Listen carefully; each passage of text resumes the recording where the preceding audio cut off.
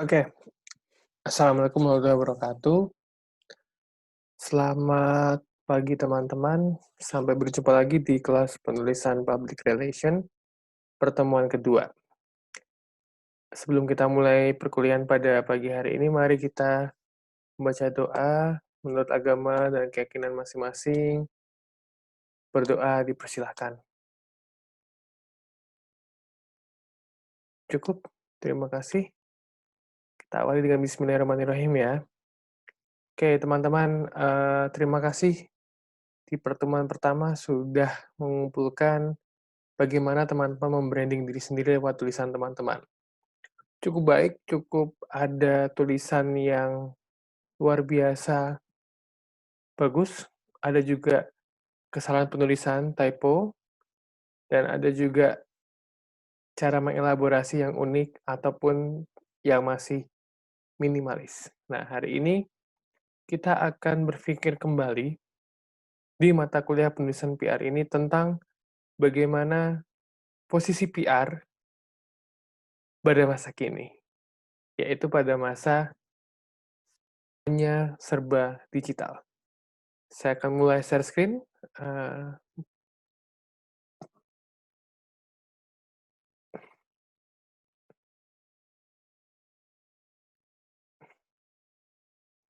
ya, semoga sudah terlihat.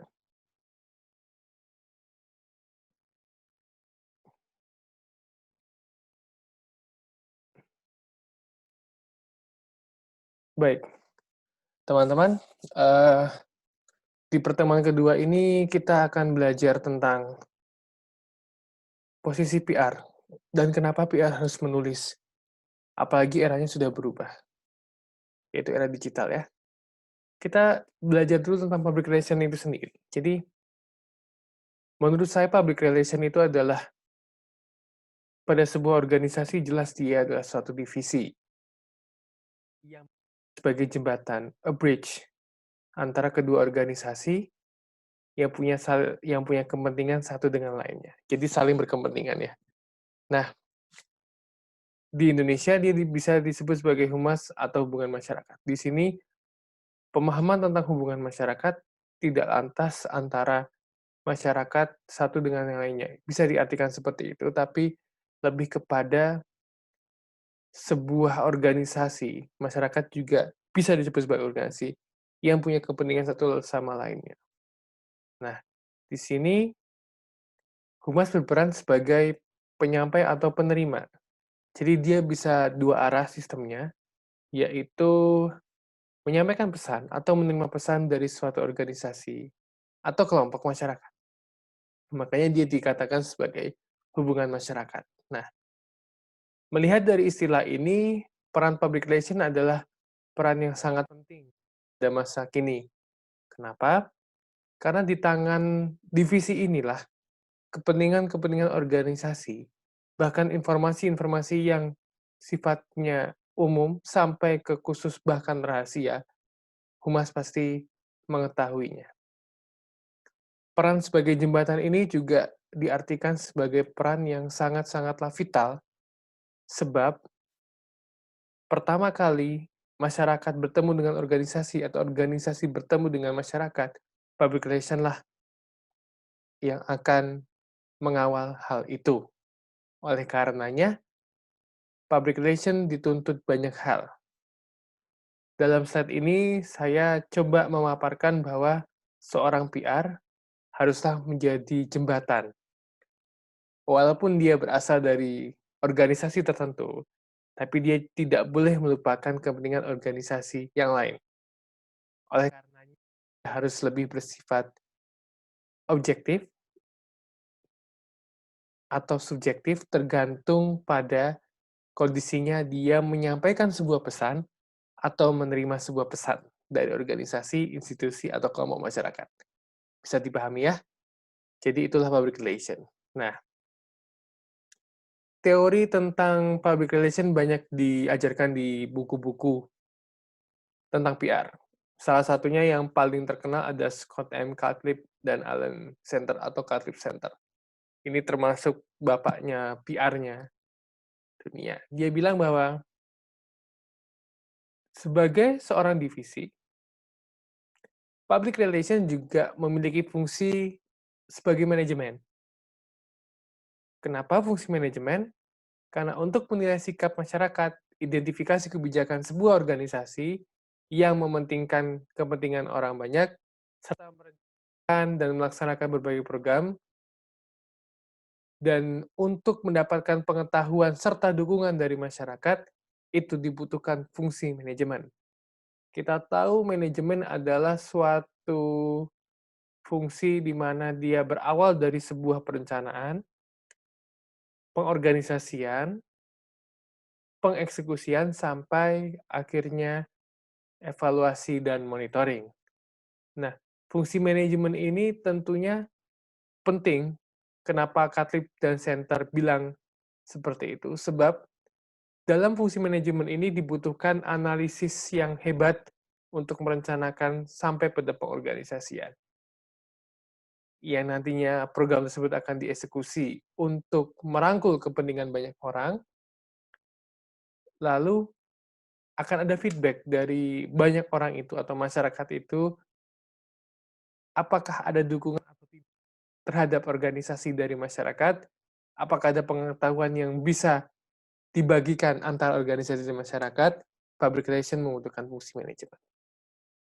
Nah, dari dua pernyataan itu, dua slide tadi, kita sudah tahu bahwa selain dia sebagai bridge, dia juga sebagai fungsi manajemen. Oleh karenanya, pada mata kuliah penulisan public relation ini mulai sedikit kentara. Tidak hanya dituntut untuk menganalisis saja, tapi kemampuan PR, kewajibannya adalah menulis. Kenapa?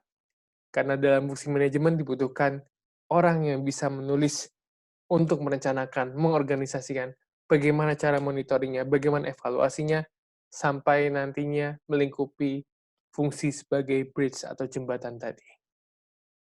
Nah, jadi konsep PR ini adalah bagaimana tentang seseorang mengenal organisasi. Bisa kita saksikan pada gambar bahwa perbedaan antara marketing, advertising, branding, dan public relation sangat kentara. Kita lihat gambar yang paling kiri bagian atas yang bertuliskan marketing, bahwa ada seorang cowok yang bilang, "Aku baik hati kepada cewek." Itu adalah marketing. Kenapa? Karena dia bilang satu kalimat, "Aku baik hati," yang intinya bahwa kalimat tersebut menjual diri sendiri. Kalau iklan, bilangnya "aku baik hati" itu tidak cuma sekali saja. Nah, dua gambar yang kanan ini, yang paling atas marketing dan advertising itu keilmuan pada bidang periklanan atau advertising. Jadi itulah, perbedaan nyata antara marketing dan advertising yang sangat-sangat berbeda ketika kita lihat ke gambar bawahnya, yaitu si cewek mulai menanggapi nih. Dia bilang, "Aku tahu kamu orang yang baik hati," kemudian yang di sisi sebelahnya adalah muncul sosok yang lain dari yang dua yang di atas. Yaitu percayalah dia orang yang baik hati. Nah, dari sini, di samping tadi seorang PR, difungsikan untuk jembatan, kemudian mengaplikasikan fungsi manajemen, dia punya tugas yang nyata, yaitu untuk menciptakan branding dan juga menciptakan yang namanya publisitas. Branding ketika kita mendapatkan feedback dari konsumen kita, atau dari stakeholder kita, atau dari publik kita, atau dari masyarakat kita. Dalam hal ini si cewek tadi itu yang sudah dikenai marketing dan advertising. Kemudian publisitas terjadi, PR banget itu terjadi ketika ada orang ketiga yang bilang bahwa sosok si cowok tadi itu, ya memang begitu, dia baik hati. Nah, seringkali dalam beberapa pengajaran marketing, advertising, branding, public relation, itu dipisahkan. Jadi biar tahu mana yang bedanya advertising, marketing, dan mana yang bedanya branding dan public relation dari 4 gambar, yang kita lihat ini. Nah, lalu apa hubungannya kembali dengan penulisan public relation?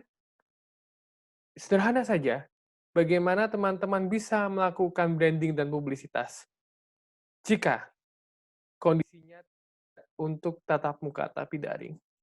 Tentunya salah satu jawabannya adalah dari teks. Yang sekarang teks itu bisa berjalan atau bisa dalam bentuk audio dan visual. Nah, oleh karenanya, zaman sekarang ini, public relation tools itu, ini dari gambarnya dari The Balance, jadi saya ambil dari The Balance. Kita lihat banyak sekali ada foto, video clips, chart, and blogs, kemudian fact sheet, press release, and pitch letters, pitch letters to the editor, blog post, and guest column. Jadi, bagaimana betapa pentingnya public relation writing atau penulisan public relation itu adalah ketika public relation melakukan fungsi manajemen, tentu dia akan membutuhkan banyak bahan. Nah, tools. Inilah yang akan mendukung kinerja seorang PR. Nah, fungsi manajemen ini diaplikasikan ke dalam bentuk beberapa beragam macam gitu loh. Jadi yang paling kentara di sini adalah kita membutuhkan kurva tentang data atau kurva tentang branding organisasi, entah itu dari media sosial maupun dari media internet. Jadi berapa exposure-nya, berapa intensnya, kemudian kita harus buat press release. Nah, inilah yang produk kentara dari penulisan public relation.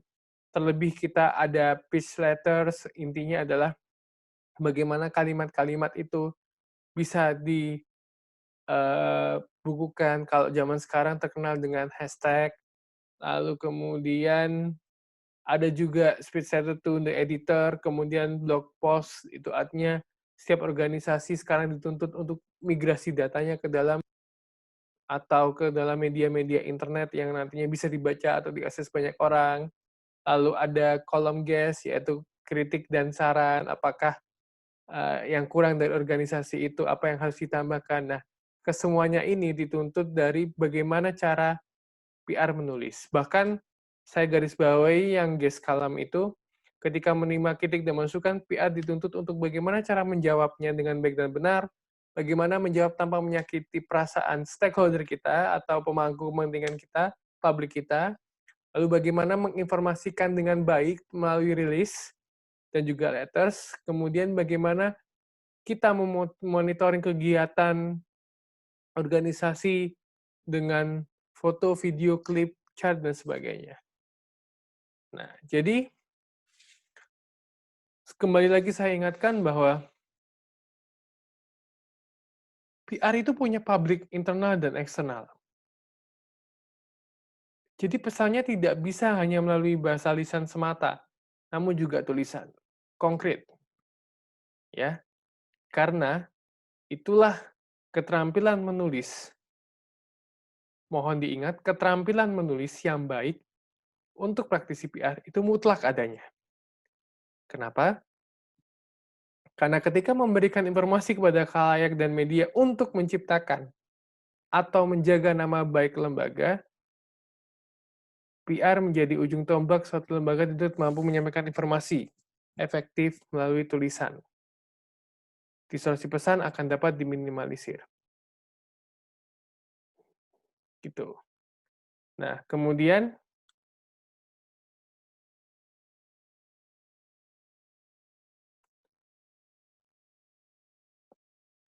ke slide sebelumnya. Jadi tadi ya, ketika informasi disampaikan, tidak hanya melalui bahasa lisan, tapi melalui tulisan. Nah, yang dimaksud distorsi pesan itu adalah pesan-pesan yang bias. Zaman sekarang hoax, tapi hoax itu dalam taraf pesan itu sudah dipelintir. Distorsi pesan adalah pesan di mana pesan itu bisa saja menyempit ataupun memperluas. Jadi kalau bahasanya anak muda itu bumbunya banyak. Ya, jadi pesan yang harusnya, eee, organisasi itu adalah baik adanya menjadi organisasi itu baik adanya dikarenakan, jadi ada alasannya itu berarti mengembang, kemudian organisasi itu baik, itu menyempit, itu juga tidak bagus, makanya dikatakan distorsi pesan. Kita kenali dulu tentang public public relation yang punya, yang internal dan eksternal. Kenapa kita harus mengenal?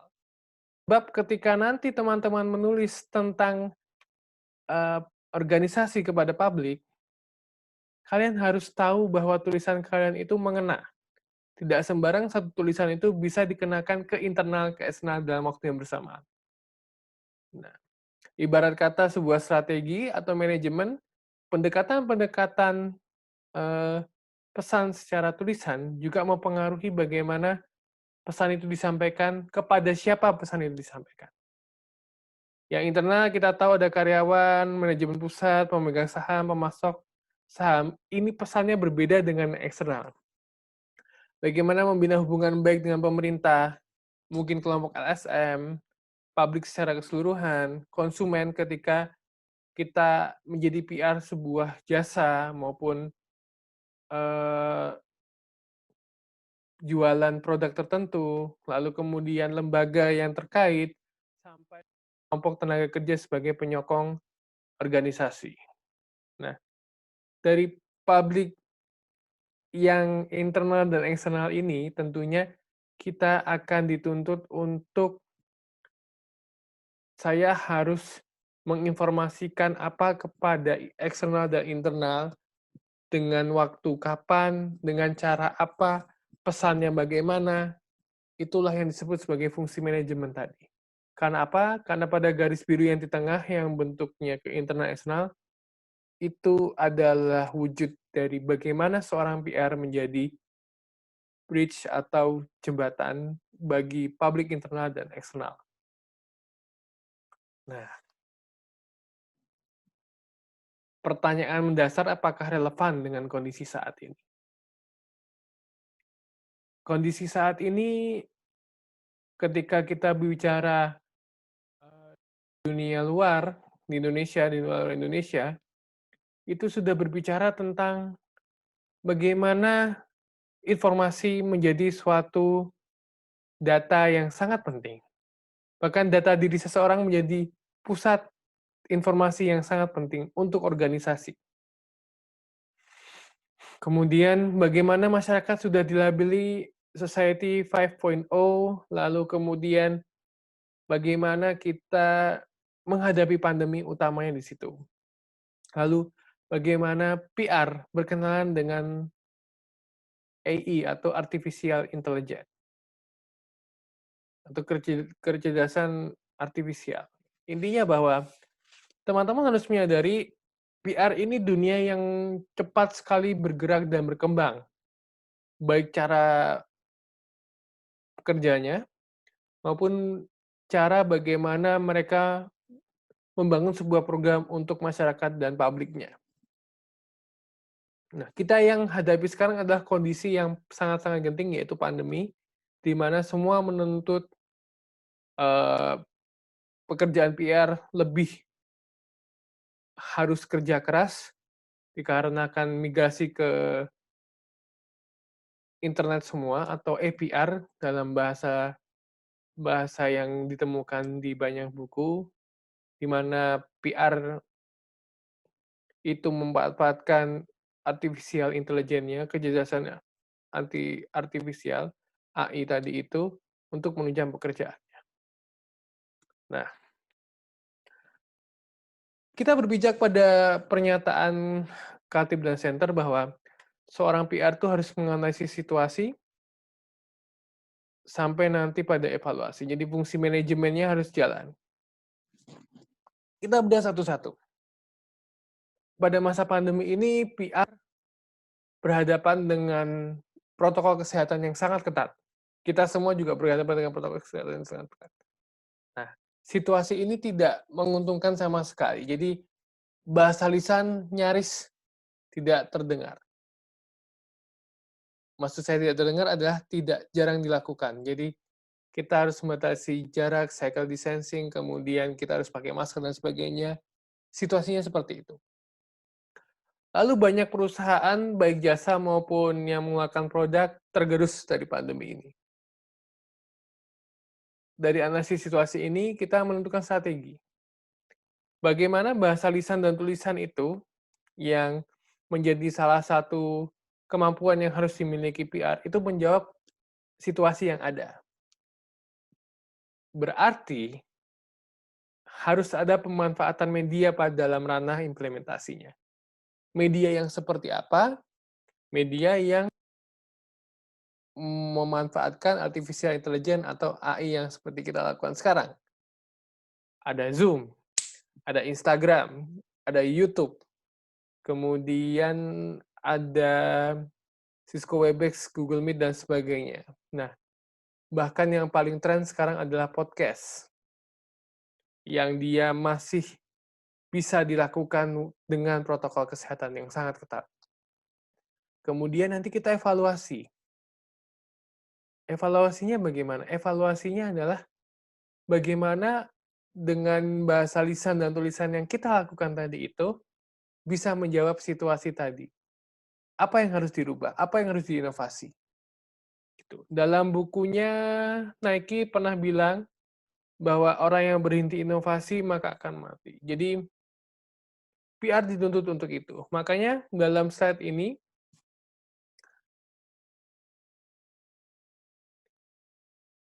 ada EPR activity.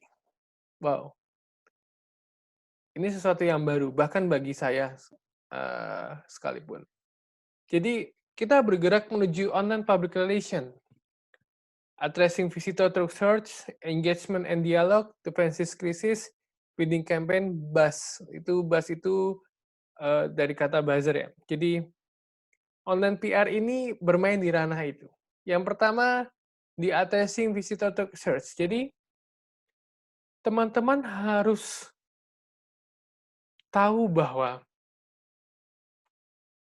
adanya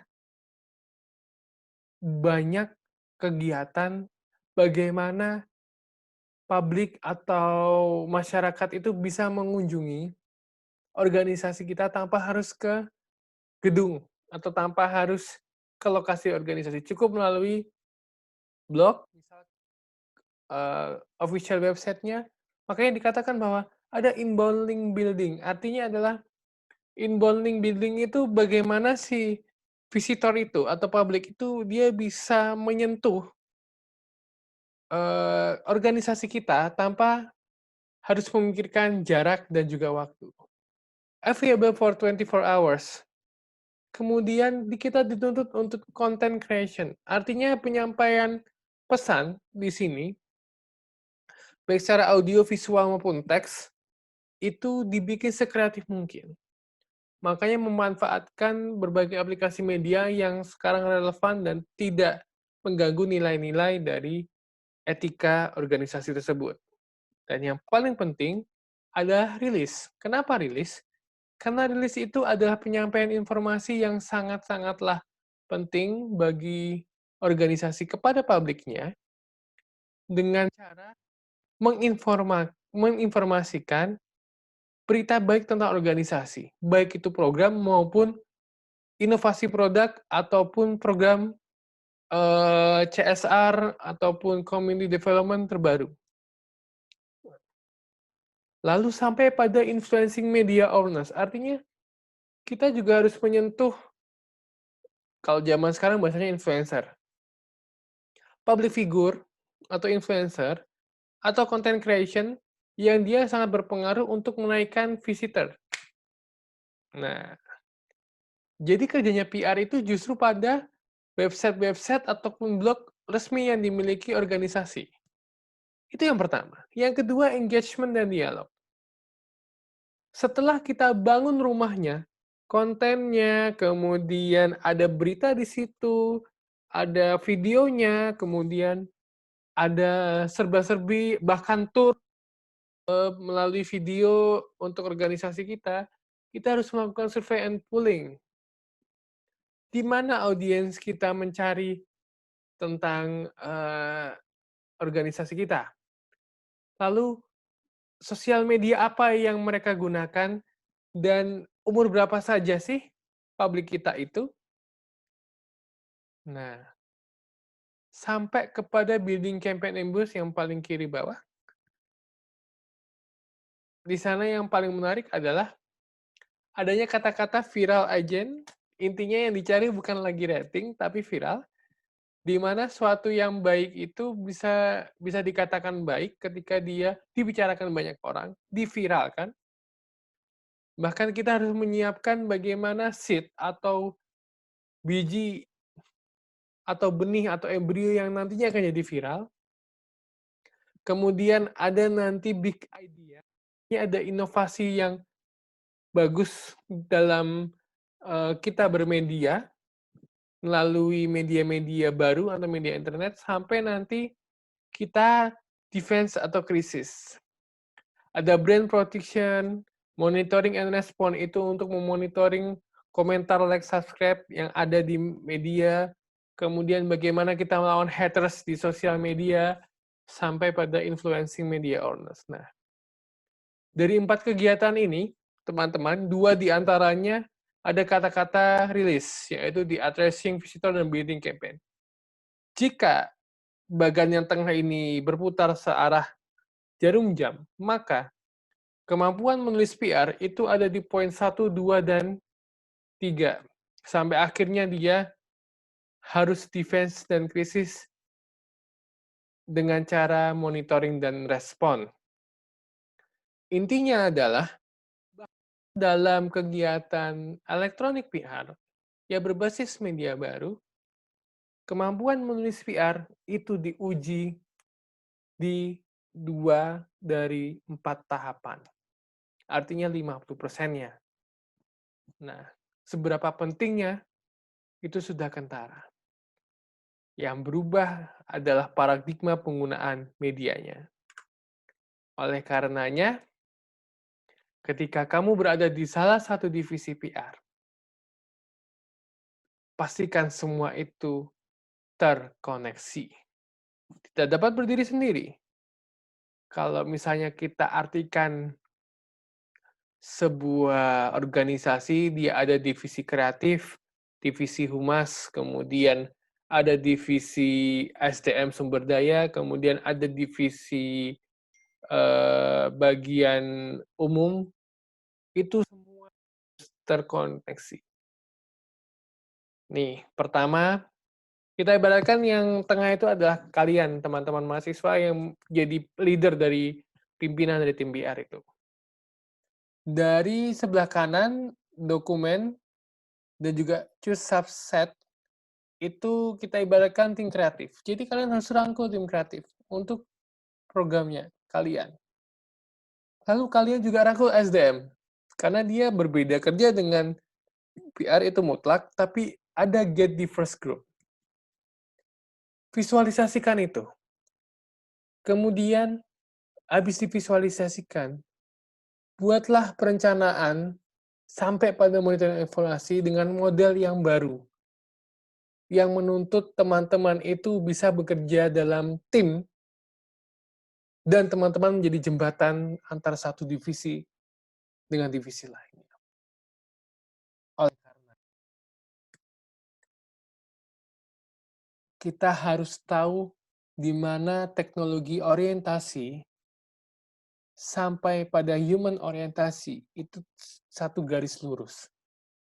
Penguasaan manusia terhadap teknologi itu harus mutlak dilakukan, bukan terkebalikan teknologi menguasai manusia.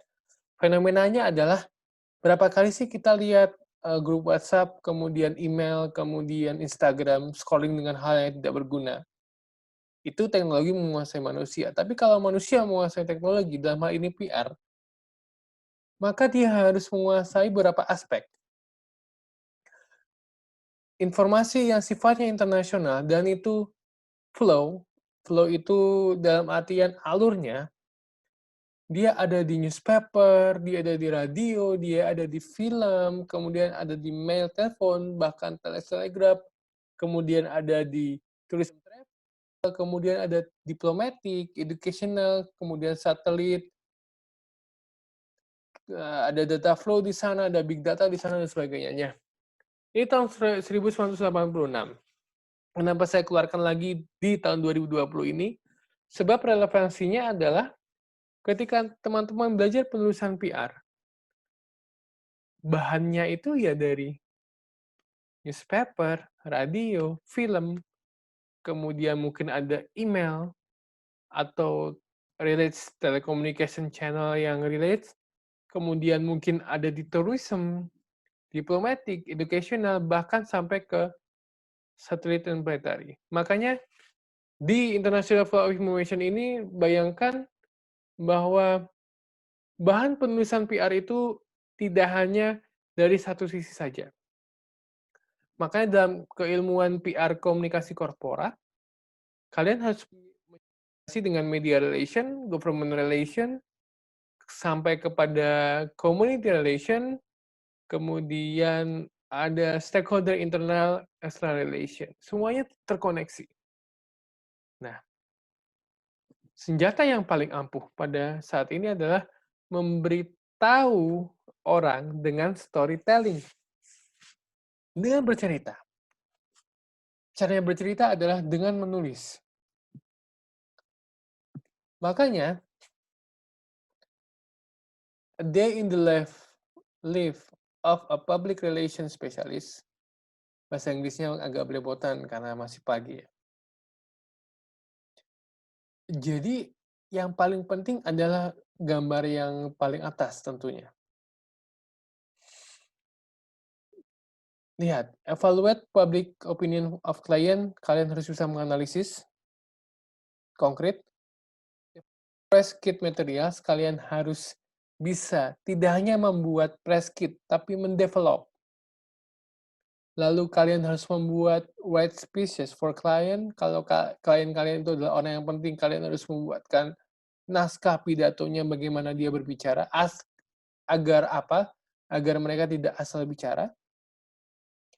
Kemudian, ya minimal segitulah, ada median annual salary-nya. Jadi,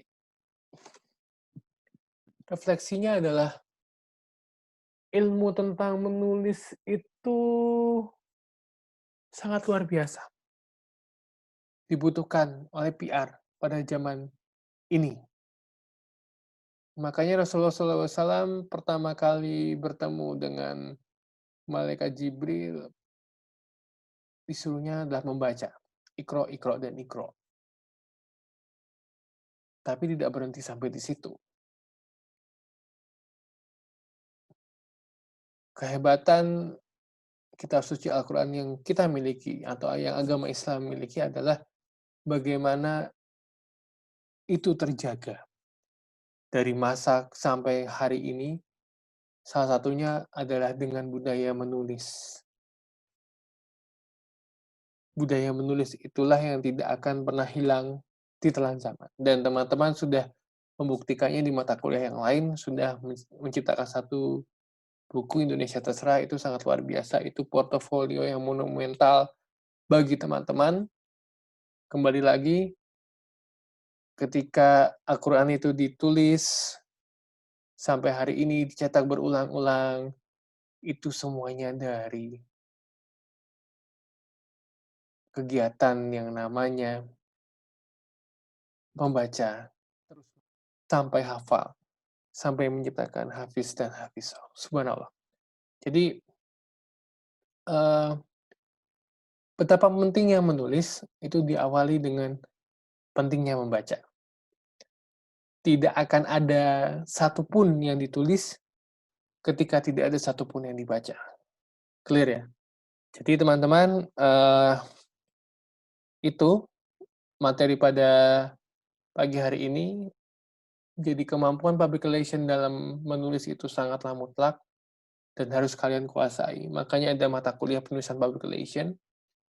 Kemudian nanti di e-learning saya akan kasih sedikit penugasan buat teman-teman, sekaligus diskusi. Jika ingin ada yang tanyakan, silakan tanyakan di platform e-learning. Lalu Penugasan kali ini akan berbicara tentang bagaimana teman-teman itu lebih menguatkan menulis. Teman-teman saya bebankan satu orang satu klien. Ingat, harus ada yang dibaca untuk menulis. Oleh karenanya, teman-teman mulailah membaca yang akan saya direct di penugasan, ya. Utamakan membaca, intinya itu, utamakan membaca, terus teman-teman bisa menulis. Oke, prosesnya akan sangat-sangatlah lama, jadi saya minta teman-teman tetap bersabar di kuliah daring ini, tetap sehat, kemudian untuk lulus dari mata kuliah ini dibutuhkan kesungguhan, eee, kita akan sama-sama belajar tentang public relation, writing, jadi saya minta teman-teman semangat dan jangan goyah. Ingat bahwasannya kemampuan public relation ini sangat relevan dengan kondisi saat ini. Makanya, a day in the life of public relation specialist, bukan tidak mungkin dari kelas ini akan lahir seorang public relation specialist, bukan hanya praktisi, tapi dia sudah spesialis. Itu ya, akhir kata dari saya tutup, kita akan ketemu di learning. Terima kasih atas kesediaannya menonton video pembelajaran ini. Maaf jika banyak kata yang salah, jika ada yang ingin tanyakan, mohon didiskusikan, boleh komen di bawah ataupun nanti di e-learning, dipersilahkan. Saya akhiri, kurang lebihnya saya mohon maaf. Assalamualaikum warahmatullahi wabarakatuh. Oke, saya tutup ya.